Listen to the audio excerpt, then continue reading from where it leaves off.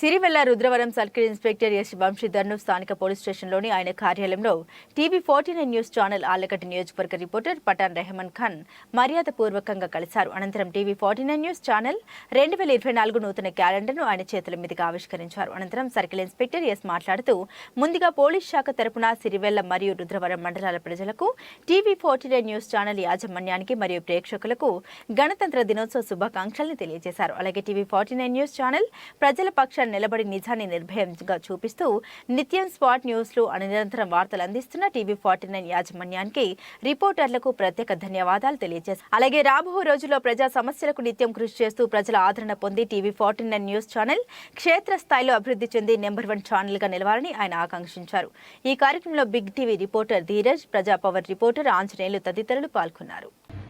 సిరివెల్ల రుద్రవరం మండల ప్రజలందరికీ పోలీస్ శాఖ తరఫున గణతంత్ర దినోత్సవ శుభాకాంక్షలు. అదేవిధంగా టీవీ49 వారికి కూడా గణతంత్ర దినోత్సవ శుభాకాంక్షలు. ఈరోజు వారిది క్యాలెండర్ లాంచ్ చేయడం జరిగింది.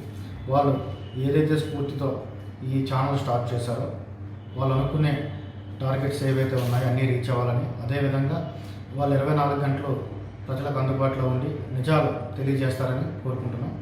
అదేవిధంగా వారు అభివృద్ధి చెంది ఈ ఇయర్ వచ్చే సంవత్సరానికల్లా నెంబర్ 1 స్థానంలో ఉంటారని మనస్ఫూర్తిగా కోరుకుంటున్నాను.